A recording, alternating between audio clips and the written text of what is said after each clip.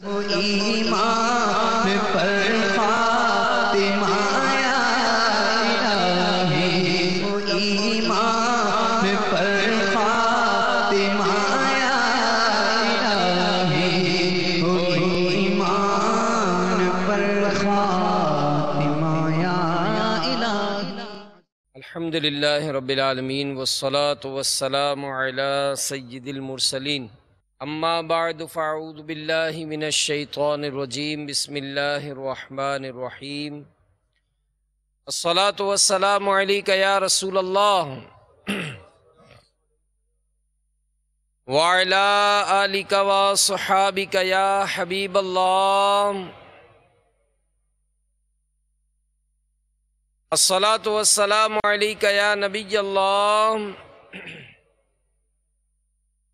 وعلی آلک وصحابک یا نور اللہ۔ فرمان مصطفیٰ صلی اللہ تعالی علیہ وآلہ وسلم، نیت المؤمن خیر من عملہ، مسلمان کی نیت اس کے عمل سے بہتر ہے۔ اللہ کی رضا کے لیے، ثواب بڑھانے کے لیے اچھی اچھی نیتیں کر لیں، رضا الہی کے لیے، حصول ثواب کے لیے، علم دین حاصل کرنے کے لیے بیان میں شریک رہوں گا۔ تعظیم علم دین کی خاطر جتنا ہو سکا دو زانوں بیٹھ کر خوب کان لگا کر توجہ کے ساتھ بیان سنوں گا۔ جو باتیں سنوں گا اسے یاد رکھوں گا، عمل کروں گا، دوسروں تک پہنچانے کی کوشش کروں گا۔ امیر المومنین حضرت مولائے کائنات علی المرتضیٰ شیر خدا کرم اللہ تعالی وجہہ الکریم فرماتے ہیں کہ جب کسی مسجد کے پاس سے گزرو تو رسول اکرم نور مجسم صلی اللہ تعالی علیہ وآلہ وسلم پر درود پاک پڑھو۔ صلو علی الحبیب صلی اللہ تعالی علی محمد۔ پر رونق بازار میں ریشم کے کپڑے کی ایک دکان تھی۔ اس دکان کا خادم مشغول دعا ہے، اللہ عز و جل سے جنت کا سوال کر رہا ہے۔ یہ سن کر مالک دکان پر رقت طاری ہو گئی اور آنکھوں سے آنسو جاری ہو گئے، حتیٰ کہ کنپٹیاں اور کندھے یہ کانپنے لگے۔ مالک دکان نے فوراً دکان بند کرنے کا حکم دیا۔ اپنے سر پر کپڑا لپیٹ کر جلدی سے اٹھے اور کہنے لگے کہ افسوس، ہم اللہ عز و جل پر کس قدر جری یعنی نڈر ہو گئے کہ ہم میں سے ایک شخص صرف اپنے دل کی مرضی سے اللہ عز و جل سے جنت مانگتا ہے۔ یعنی یہ تو بہت ہمت بھرا سوال ہے۔ ہم جیسے گناہ گاروں کو تو اللہ عز و جل سے اپنے گناہوں کی معافی مانگنی چاہیے۔ تو یہ مالک کی دکان بہت زیادہ خوف خدا عز و جل کے حامل تھے۔ رات جب نماز کے لیے کھڑے ہوتے تو ان کی آنکھوں سے اس قدر اشکوں کی برسات ہوتی کہ چٹائی پر آنسو گرنے کی ٹپ ٹپ صاف آواز سنائی دیتی تھی، اور اتنا روتے کہ یہ پڑوسیوں کو رحم آنے لگتا۔ تو میٹھے میٹھے اسلامی بھائیوں، مدنی چینل کے ناظرین، آپ جانتے ہیں کہ یہ کون تھے؟ یہ مالک دکان، ہم کروڑوں حنفیوں کے عظیم پیشوا، سراج الامہ، کاشف الغمہ، امام اعظم، فقیہ افخم حضرت سیدنا امام ابو حنیفہ نعمان بن ثابت رضی اللہ تعالیٰ عنہ تھے۔ نہ کیوں کرے ناز اہل سنت کہ تم سے چمکا نصیب امت، نہ کیوں کرے ناز اہل سنت کہ تم سے چمکا نصیب امت، سراج امت ملا جو تم سا، سراج امت ملا جو تم سا، امام اعظم ابو حنیفہ۔ صلو علی الحبیب صلی اللہ تعالی علی محمد۔ تو امیر اہل سنت کا ایک بڑا پیارا رسالہ ہے اشکوں کی برسات۔ اس رسالے میں سے میں آپ کو کچھ عرض کرتا ہوں، کیونکہ یہ بھی اللہ کرے ہمارا ذہن بنے، ہمیں سوچ نصیب ہو جائے کہ ہم اپنے اسلاف اور بزرگوں کی سیرت کا مطالعہ کریں۔ ہم حنفی ہیں، لیکن ہمارے امام اعظم ابو حنیفہ کیسے تھے، اس کا ہمیں علم، ان کا تقویٰ کیسا تھا، اس کا علم، یہ کب پیدا ہوئے، اس کا علم، کب دنیا سے تشریف لے گئے، کیا ان کا انداز زندگی تھا، انہوں نے کیا ہم کو درس دیا، تو ہمیں اس کا علم ہونا چاہیے۔ اچھی اچھی نیتوں کے ساتھ انشاءاللہ اللہ کے اس ولی کا ذکر خیر سنیں گے، اور جہاں اللہ کے نیک بندوں کا ذکر ہوتا ہے وہاں اللہ کی رحمتوں کا نزول ہوتا ہے۔ سیدنا امام اعظم ابو حنیفہ کا نام نامی نعمان، والد گرامی کا نام ثابت، اور کنیت ابو حنیفہ ہے۔ آپ رضی اللہ تعالی عنہ 70 سنِ ہجری، آج 1436 ہے، 70 سنِ ہجری میں عراق کے مشہور شہر کوفے میں پیدا ہوئے، اور 80 سال کی عمر میں 2 شعبان المعظم سن 150 سنِ ہجری میں وفات پائی۔ اور آج بھی بغداد شریف میں میرے آقا امام اعظم ابو حنیفہ کا مزار فائز الانوار مرجع خلائق ہے۔ تو ائمہ اربعہ یعنی چاروں امام، امام ابو حنیفہ، امام شافعی، امام مالک اور امام احمد بن حنبل رضی اللہ تعالیٰ عنہ، یہ چاروں برحق ہیں، اور ان چاروں کے خوش عقیدہ مقلدین آپس میں بھائی بھائی ہیں، ان میں آپس میں تعصب یعنی ہٹ درمی کی کوئی وجہ نہیں۔ سیدنا امام اعظم ابو حنیفہ رضی اللہ تعالیٰ عنہ چاروں اماموں میں بلند مرتبہ ہیں۔ اس کی ایک وجہ یہ ہے کہ ان چاروں میں صرف آپ تابعی ہیں، اور تابعی اس کو کہتے ہیں جس نے ایمان کی حالت میں کسی صحابی رضی اللہ تعالیٰ عنہ سے ملاقات کی ہو اور ایمان پر اس پر خاتمہ ہوا ہو۔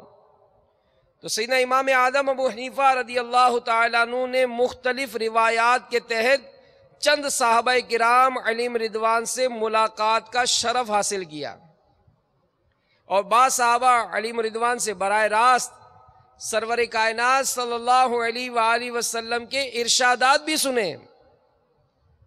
چنانچہ حضرت سیدنا واصلہ بن اسقا رضی اللہ تعالیٰ عنہ سے سن کر امام اعظم ابو حنیفہ رضی اللہ تعالیٰ عنہ نے یہ روایت بیان فرمائی کہ اللہ کے پیارے حبیب، حبیب لبیب، طبیبوں کے طبیب صلی اللہ تعالیٰ علیہ وآلہ وسلم کا فرمان عبرت نشان ہے، اپنے بھائی کی شماتت نہ کر، یعنی اس کی مصیبت پر اظہار مسرت نہ کر، کہ اللہ عز و جل اس پر رحم کرے گا اور تجھے اس میں مبتلا کر دے گا۔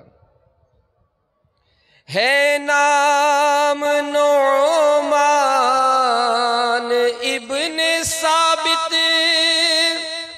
ابو حنیفہ ہے ان کی کنیت، پکارتا ہے یہ کہہ کے عالم امام اعظم ابو حنیفہ۔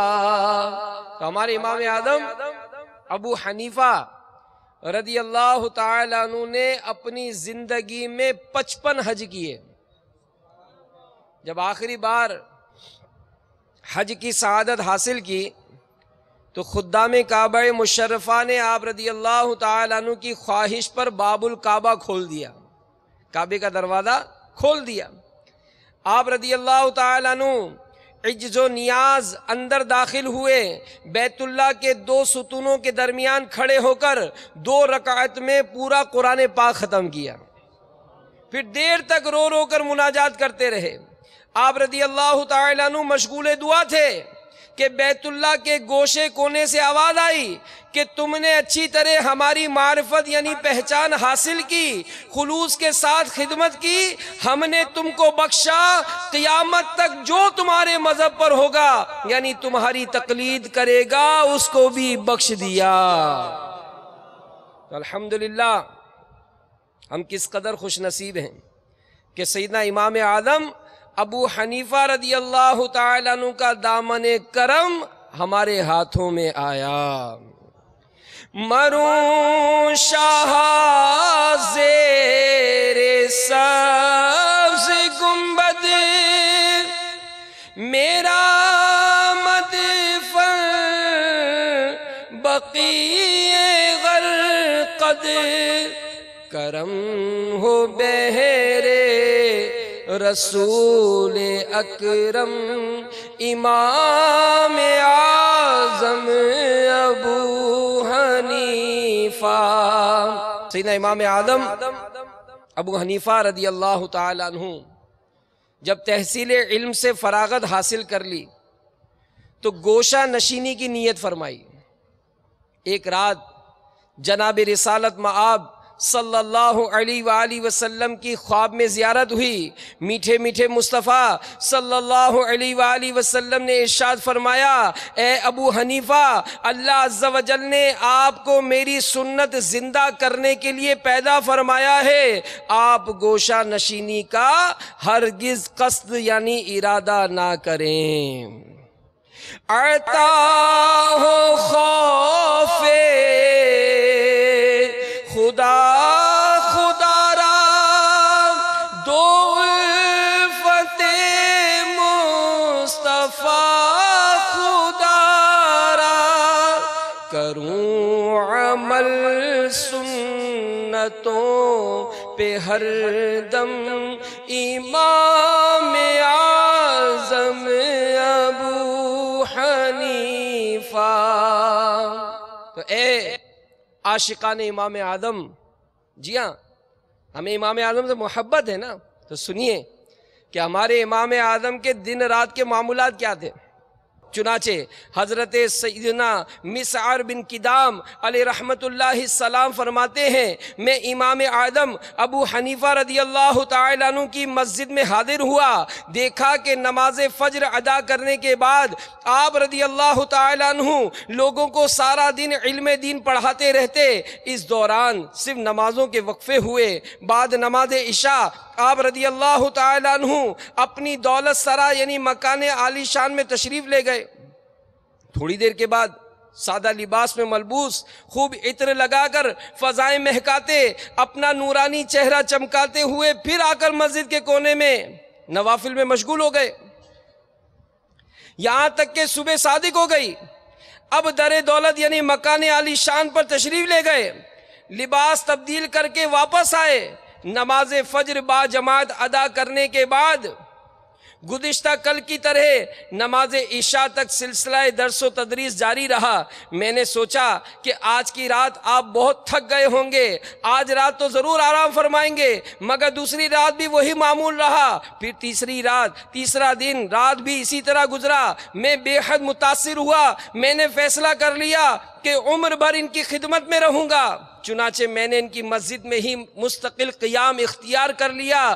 میں نے اپنی مدت قیام میں امام اعظم علیہ رحمت اللہ الاکرم کو دن میں کبھی بے روزہ اور رات کو کبھی عبادت و نوافل سے غافل نہیں دیکھا۔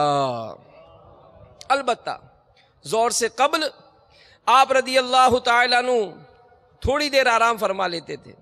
حضرت سیدنا ابن معاذ علیہ رحمت اللہ الرزاق کی روایت ہے، مسعر بن کدام علیہ رحمت اللہ السلام بے حد خوش نصیب تھے کہ ان کی وفات امام اعظم علیہ رحمت اللہ الاکرم کی مسجد میں سجدے کی حالت میں ہوئی۔ اللہ عز و جل کی ان پر رحمت ہو اور ان کے صدقے ہماری بے حساب مغفرت ہو۔ صلو علی الحبیب صلی اللہ تعالی علی محمد۔ جو بے مثال آپ کا ہے تقویٰ،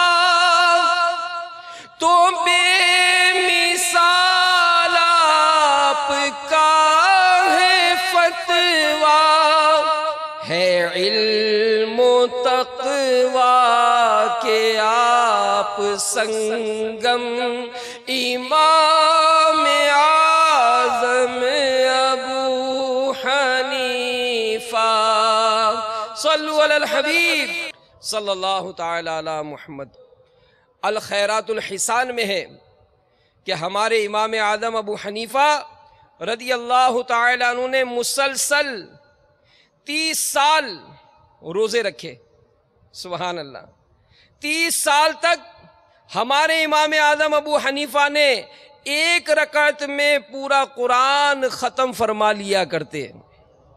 40 سال بلکہ 45 سال تک عشاء کے وضو سے فجر کی نماز ادا کی۔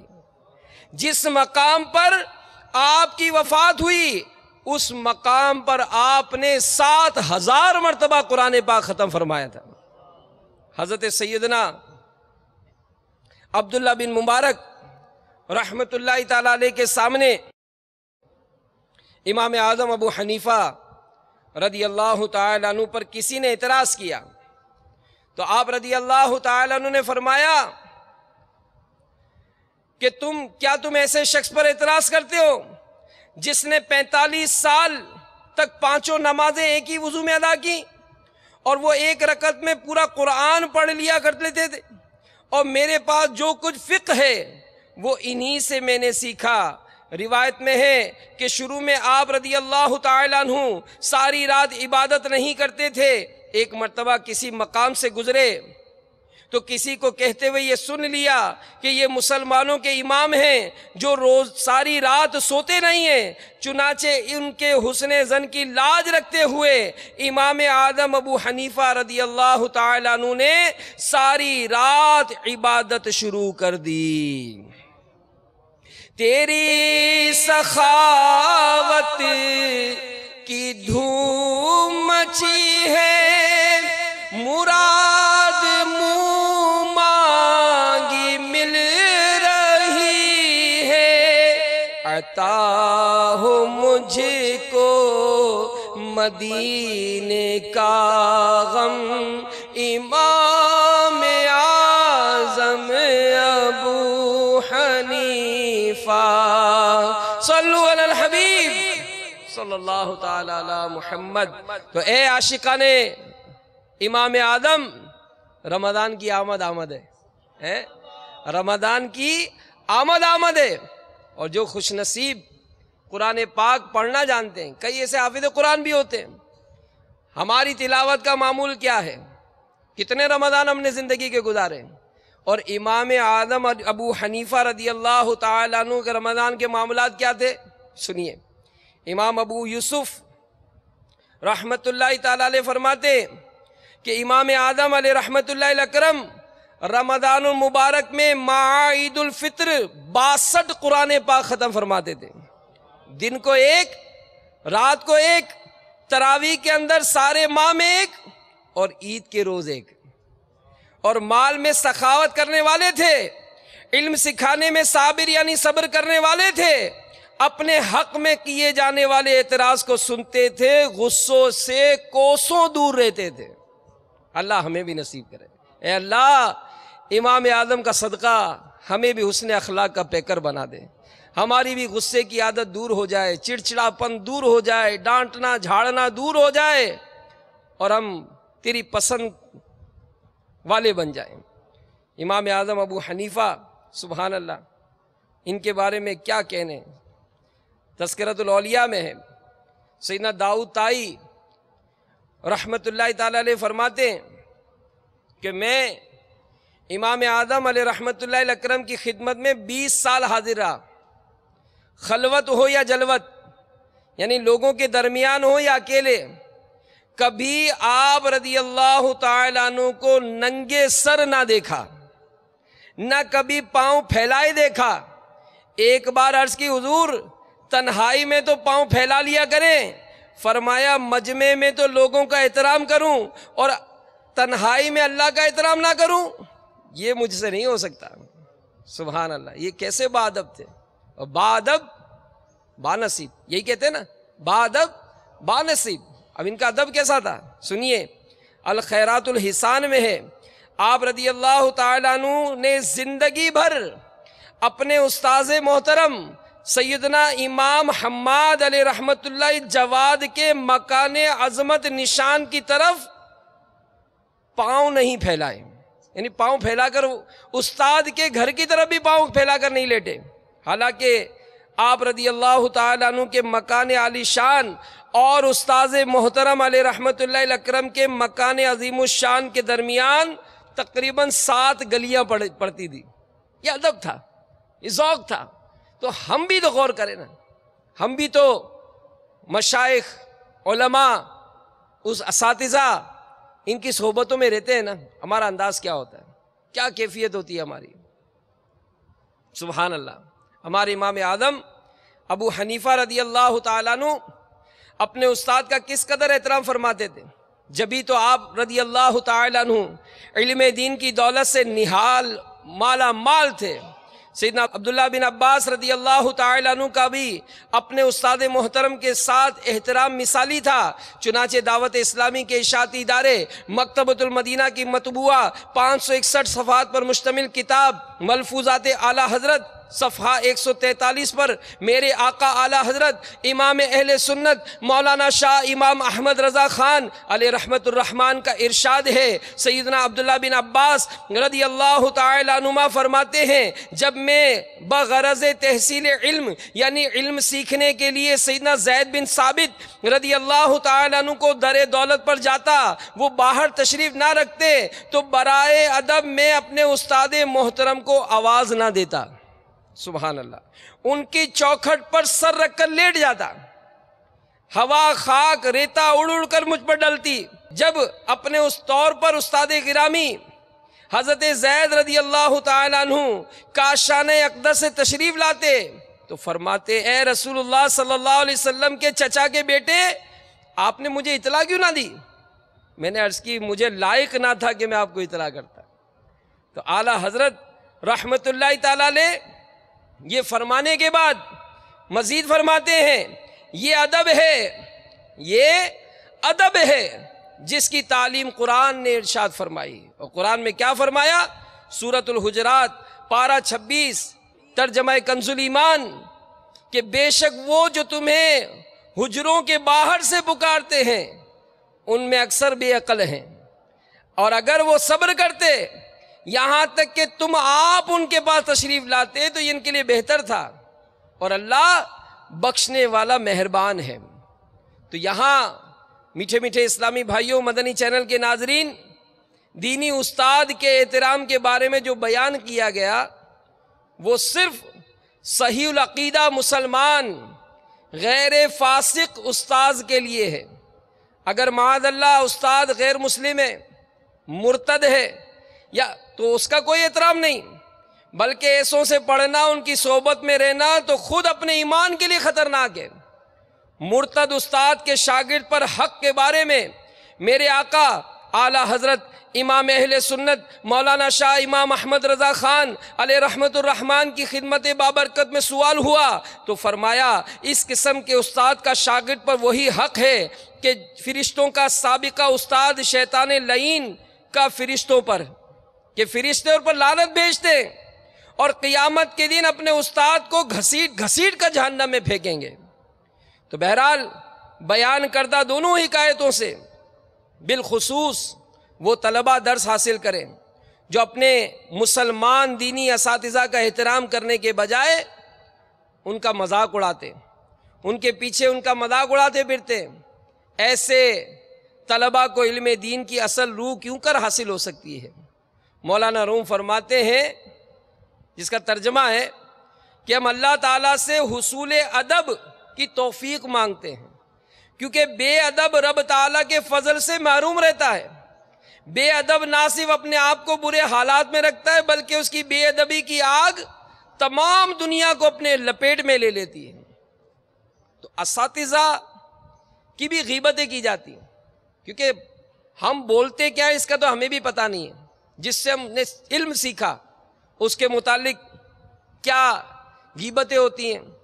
امیر اہل سنت اپنی کتاب غیبت کی تباہ کاریاں، جس میں آپ نے 1800 مثالیں لکھی ہیں استاد کے بارے میں، اساتذہ کی غیبتوں کے بارے میں، آپ فرماتے ہیں کہ طلبہ اس طرح سے استادوں کی غیبتیں کرتے ہیں۔ آج استاد صاحب کا موڈ آف ہے، لگتا ہے گھر سے لڑ کر آئے۔ دوسرا، یہ فلاں مدرسے میں پڑھاتے تھے، وہاں تنخواہ کم تھی، زیادہ تنخواہ کے لیے ہمارے مدرسے میں آ گئے۔ توبہ توبہ، ہمارے استاد قاری صاحب یہ بالغات یعنی بڑی لڑکیوں کو ٹیوشن پڑھانے ان کے گھر جاتے ہیں۔ اب غور کریں کہ کیا ہم اپنے اساتذہ کی اس طرح غیبتیں کرتے ہیں؟ ہمارے استاد صاحب کو جب دیکھو مجھے ذلیل کرتے رہتے، طلبہ پر بلا وجہ سختی کرتے۔ استاد صاحب نے اس سوال کا جواب غلط دیا ہے، آؤ میں تمہیں دکھاتا ہوں، یہ بھی غیبت ہو گئی۔ استاد صاحب کو تو ڈھنگ سے ترجمہ کرنا آتا نہیں ہے، فلاں استاد سے تو میں مجبوراً پڑھ رہا ہوں، میرا بس چلے تو ان سے پیریڈ لے کر کسی اور کو دے دوں یا انہیں مدرسے سے ہی نکال دوں۔ بہت بڑے چودھری صاحب ہیں نا آپ، تو یہ انداز ہوتا ہے ہمارا گفتگو کرنے کا۔ فلاں استاد فلاں استاد کی آپس میں بنتی نہیں ہے، جب دیکھو ایک دوسرے کے خلاف باتیں کرتے رہتے ہیں۔ تو یہ انداز جب اختیار ہوگا، معاذ اللہ جن اساتذہ سے پڑھ رہے ہیں انہی کی غیبتیں کر رہے ہوں گے، تو ہمیں علم کی روح کیسے حاصل ہوگی؟ تقوی اور پرہیزگاری اللہ کرے ہمیں نصیب ہو جائے۔ ہمارے امام اعظم ابو حنیفہ کے بارے میں امام فخر الدین رازی فرماتے ہیں کہ امام اعظم اپنے ایک مقروض مجوسی یعنی آتش پرست کے یہاں قرضہ وصول کرنے کے لیے تشریف لے گئے۔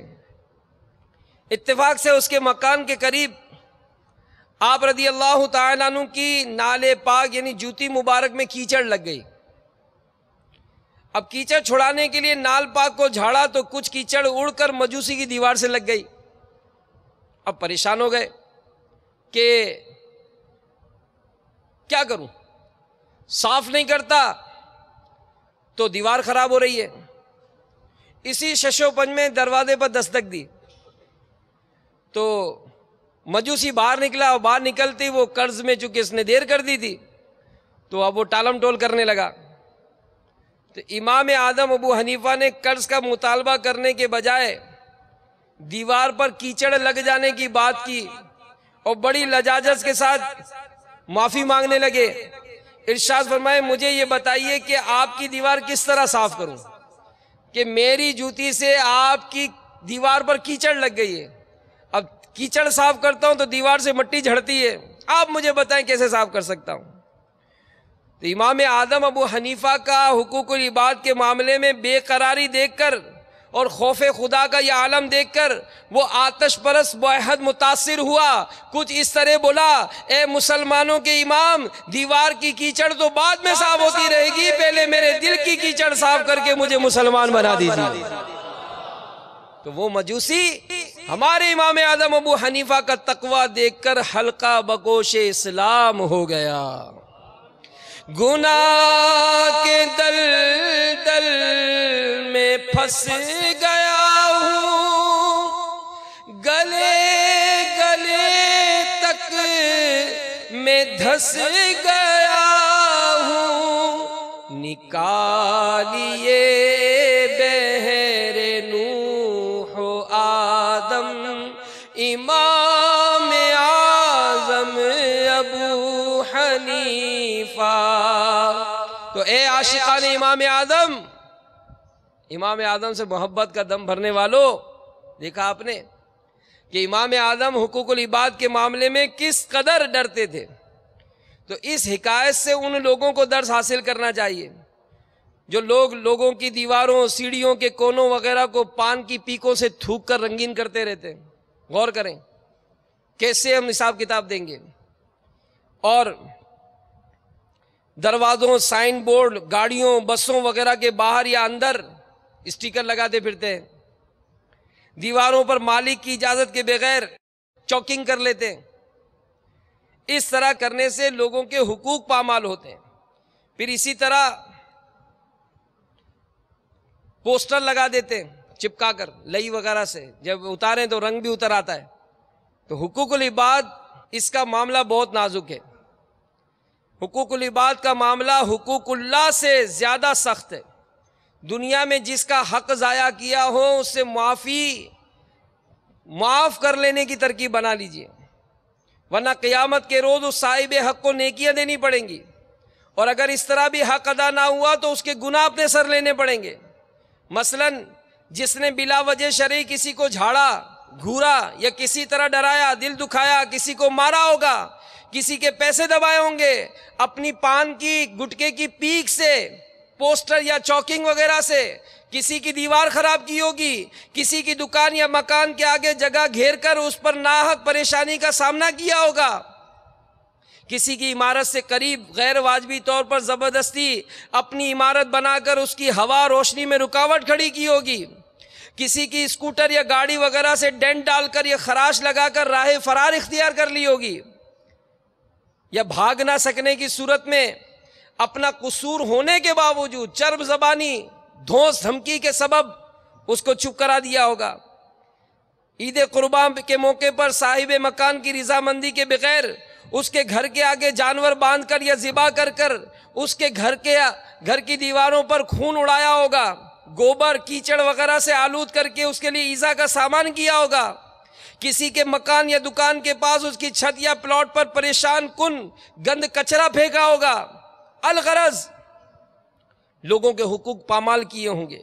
تو اگرچہ نمازیں حج عمرہ خیراتیں بڑی بڑی نیکیاں لے کر کیا ہوگا، مگر بروز قیامت اس کی عبادتیں وہ لوگ لے جائیں گے جن کو ناحق نقصان پہنچایا ہوگا، اور یا بلا اجازت شرعی کسی کا دل آزاری کا باعث بنا ہوگا، اور نیکیاں دینے کے باوجود حقوق باقی رہنے کی صورت میں ان کے گناہ اس نیک نمازی کے سر تھوپ دیے جائیں گے، اور یوں دوسروں کی حق تلفی کے سبب حاجی نمازی روزہ دار تہجد گزار ہونے کے باوجود جہنم میں جا پڑے گا والعیاذ باللہ تعالی. ہاں اللہ جس کے لیے چاہے محض اپنے فضل و کرم سے سلو کرا دے. تو یہ حقوق العباد کا معاملہ ہی بہت سخت ہے. امیر اہل سنت کا رسالہ ہے ظلم کا انجام، اس کو پڑھیے. تو میرے میٹھے میٹھے پیارے پیارے اسلامی بھائیوں، امام اعظم فضول باتوں سے نفرت فرماتے تھے. امام اعظم گفتگو میں پہل کرنے سے بچتے تھے. جی ہاں، جب کسی سے یعنی بہت باروب تھے، بات شروع کرنے سے پہلے پہل نہ فرماتے، بلکہ جب بھی گفتگو فرماتے تو کسی کے جواب ہی کے لیے فرماتے، بیکار بانتے سنتے نہیں تھے، نیز ایسی باتوں پہ توجہ بھی نہ دیتے تھے. تو گفتگو میں پہل کے نقصان بھی ہیں، کیونکہ بارہ ایسا ہوتا ہے کہ آدمی غیر ضروری خبر یا دیتا ہے یا فالتو گفتگو چھیڑتا ہے، تو اگرچہ وہ خاموش ہو جاتا ہے لیکن اس کی چھیڑی ہوئی گفتگو سے لوگ گناہوں میں مبتلا ہو جاتے ہیں. حتیٰ کہ گفتگو کا یہ فضول سلسلہ چلتے چلتے بسا اوقات گناہوں کی وادیوں میں اتر جاتا ہے. نہ انسان بات کا آغاز کرتا، نہ اتنا بکھیڑے ہوتے. اللہ فضول گفتگو کی عادت بد سے بھی ہماری جان چھڑا دے. تو بہرحال میرے میٹھے میٹھے اسلامی بھائیوں، مدنی انعامات پر عمل کریں گے، مدنی قافلوں میں سفر کریں گے، دعوت اسلامی کے ہفتہ واری اجتماعات میں شرکت کریں گے، مدنی چینل دیکھتے رہیں گے، تو یہ ساری باتیں سیکھنے عمل کا جذبہ ملے گا. امام اعظم کی سیرت پر مکتبۃ المدینہ کا جاری کردہ رسالہ اشکوں کی برسات، یہ مکتبے سے حاصل کیجئے. مزید بہت سارے اس میں مدنی پھول ہیں جو بیان نہیں ہو سکے. اللہ تعالی ہمیں سیرت امام اعظم کا فیض نصیب فرمائے. اور امام اعظم کے صدقے ہمیں تقوی و پرہیزگاری کی دولت سے مالا مال فرمائے، آمین بجاہ النبی الامین صلی اللہ علیہ وآلہ وسلم۔ ایمان پر خاتمہ